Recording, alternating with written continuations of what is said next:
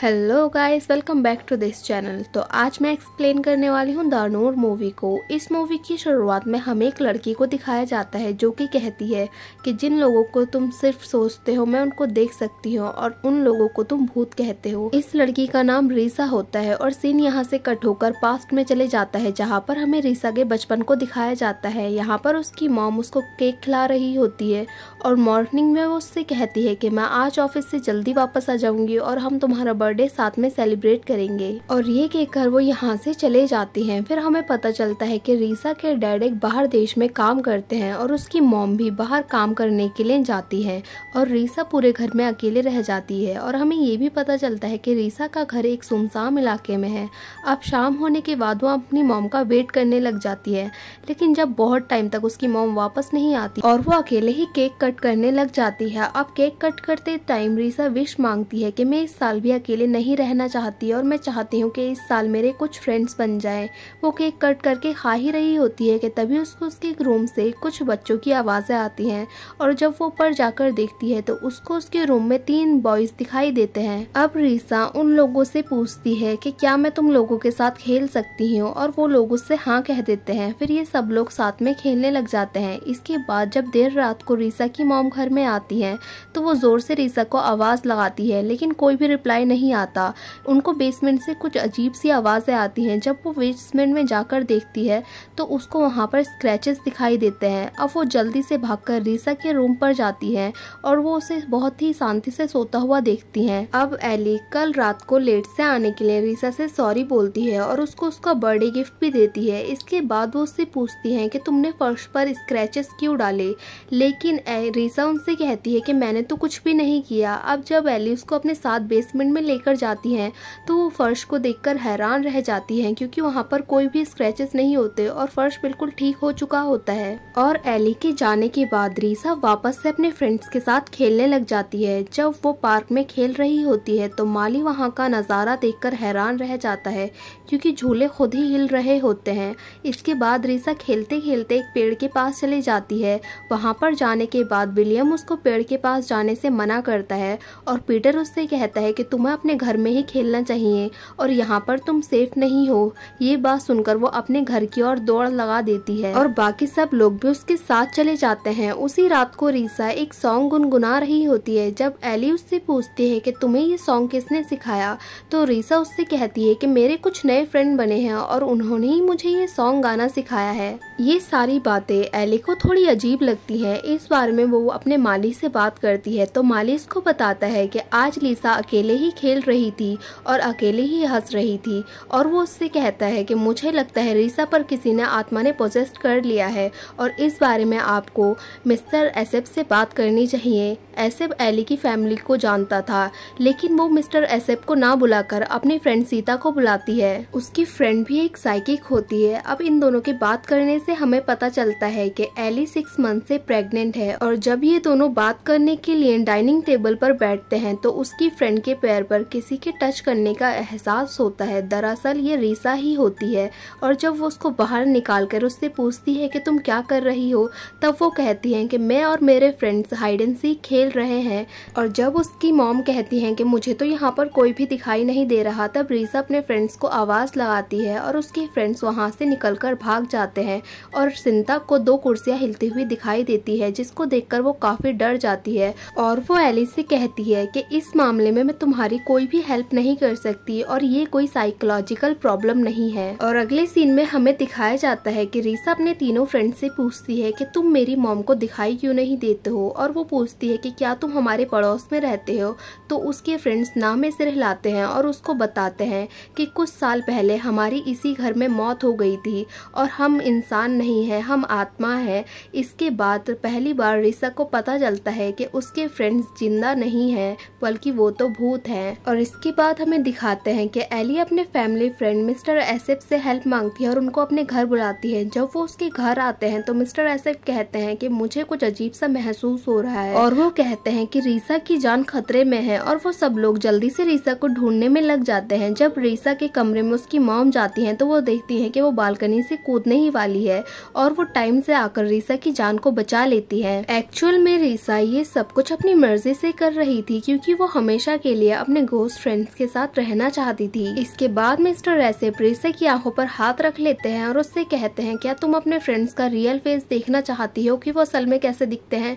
और जब वो उसकी आंखों से हाथ हटाते हैं तो रीसा को अपने फ्रेंड्स के काफी डरावने चेहरे दिखाई देते हैं, जिसको देखकर वो बेहोश हो जाती है। और इसके बाद रीसा और एली इस घर को छोड़कर कहीं और रहने के लिए चले जाते हैं। इसके बाद हमें कुछ साल बाद का सीन दिखाया जाता है जिसमें रीसा बड़ी हो चुकी होती है और उसकी एक छोटी बहन भी होती है जिसका नाम रिरी होता है।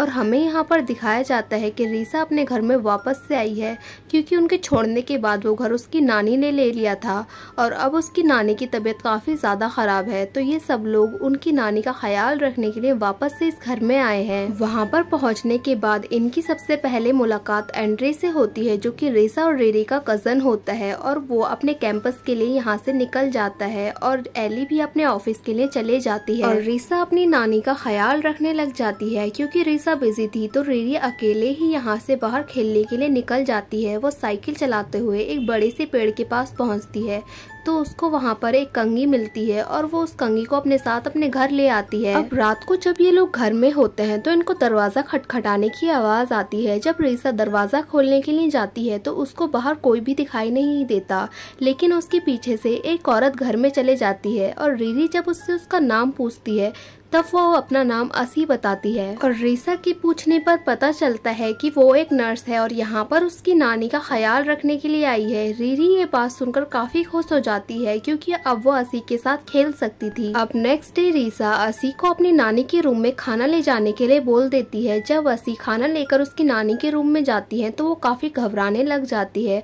अब जैसे तैसे रीसा यहाँ पर आकर अपनी नानी को शांत कराती है। उसकी नानी रीसा से कुछ कहना चाहती थी लेकिन बहुत ज्यादा बीमार होने की वजह से उनकी आवाज भी नहीं निकल रही थी। इसके बाद हमें दिखाते हैं कि रिरी और असी की काफी अच्छी फ्रेंडशिप हो गई है और वो पूरा दिन आपस में खेलते हुए गुजारते हैं। इसके बाद हमें नेक्स्ट दिखाया जाता है कि असी और रिरी गार्डन में खेल रहे होते हैं। तो एंड्री आकर यहाँ पर रीसा से कहता है कि रिरी गार्डन में अकेले खेल रही है, तुम्हें भी जाकर अपनी छोटी बहन के साथ खेलना चाहिए। लेकिन जब रीसा गार्डन में देखती है तो उसको असी दिखाई देती है, लेकिन उसको यहाँ पर शक हो जाता है कि असी कहीं कोई भूत तो नहीं है।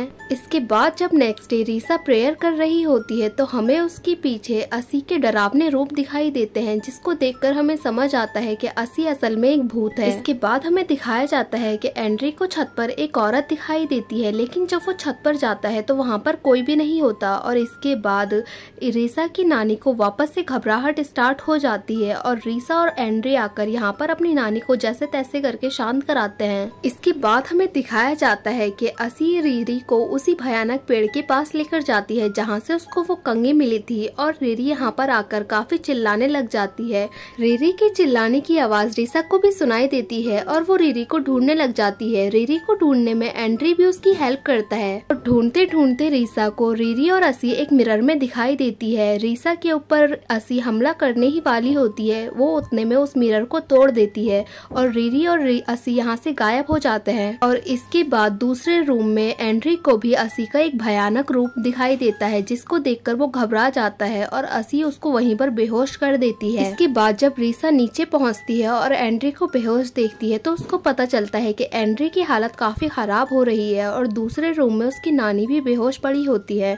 अब वो काफी ज्यादा घबरा जाती है और अपनी मॉम को कॉल करती है और उनको यहाँ की सारी कंडीशन के बारे में बता देती है। अब कहानी प्रेजेंट में आ जाती है और हमें वही सीन दिखाया जाता है जो कि स्टार्टिंग में दिखाया जाता है और यहाँ पर रीसा पियानो पर वही धुन बजा रही होती है जो कि उसके घोस्ट फ्रेंड ने उसको सिखाई थी। अब कुछ सेकंड बाद ही उसके तीनों फ्रेंड्स वहाँ पर आ जाते हैं और वो उसको बताते हैं कि असी रिरी को अपनी दुनिया में ले गई है और अगर तुम उसे बचाना चाहती हो तो तुम्हें भी उसकी दुनिया में जाना होगा। और साथ में वो ये भी बताते हैं कि वो दुनिया काफी ज्यादा भयानक है, लेकिन रीसा उस दुनिया में जाने के लिए रेडी हो जाती है और उसके फ्रेंड्स एक मिरर की हेल्प से रीसा को उस दुनिया में भेज देते हैं। और दूसरी साइड हमें दिखाया जाता है कि एली एसएफ को वापस से अपने घर ले आती है और ये दोनों रिरी और रीसा को ढूंढने लग जाते हैं और ढूंढते ढूंढते एसएफ को वही कंघी मिल जाती है जो कि रिरी को उस पेड़ के पास से मिली थी। और इस कंघी की हेल्प से एसएफ को पता चलता है कि काफी साल पहले असी ने अपने ही बच्चे की हत्या कर दी, क्योंकि गांव वालों ने उससे कहा था कि उसका बच्चा मनहूस है तो उसको अपने बच्चे को जान से मारना पड़ा और इस गम की वजह से उसने अपना हाथ काट कर भी उसी पेड़ के पास आत्महत्या कर ली थी। और असी को रिरी में अपना बच्चा दिखाई दे रहा था, इसलिए वो रिरी को अपनी दुनिया में ले गई और ये सब जानकारी जानने के बाद असफ को बहुत ज्यादा कमजोरी महसूस होने लगती है और वो वहीं पर गिर जाते हैं। और ऐसे पहले से कहता है कि जल्दी से इस कंघी को उस बड़े से पेड़ के नीचे दफना दो और एली भी असफ की बात मानते हुए जल्दी से वहाँ से निकल जाती है। और दूसरी साइड रीसा अपने घोस्ट फ्रेंड की गाइडेंस से एक बाथरूम में पहुंच जाती है जहाँ पर असी और रिरी होते हैं। अब जैसे ही रीसा असी को हाथ लगाती है वो दोनों वहाँ से गायब हो जाते हैं। इसके बाद वो रिरी को ढूंढने लग जाती है और दूसरी साइड एली भी उस कंघी को दफना देती है और रिरी रीसा को दिखाई देने लगती है और वो अपने घोस्ट फ्रेंड की मदद से रिरी को बाथटब से बाहर निकाल लेती है और अपनी दुनिया में वापस आ जाती है। और वापस पहुंचने के बाद वो देखती है कि एंड्री और उसकी नानी भी ठीक हो गए हैं। और नेक्स्ट मॉर्निंग रीसा अपने घोस्ट फ्रेंड को याद करती है क्योंकि वो इस जगह को वापस से छोड़कर जाने वाली थी। और जाते वक्त रीसा अपने घोस्ट फ्रेंड को थैंक्स कहती है और ये मूवी यहीं पर एंड हो जाती है। सो गाइस, अगर आपको ये मूवी अच्छी लगी हो तो लाइक करें, शेयर करें और कमेंट करें और सब्सक्राइब करें इस चैनल को ऐसी ही मजेदार वीडियोस को देखने के लिए। Thank you for watching guys. और हाँ, बेल आइकन को दबाना ना भूले।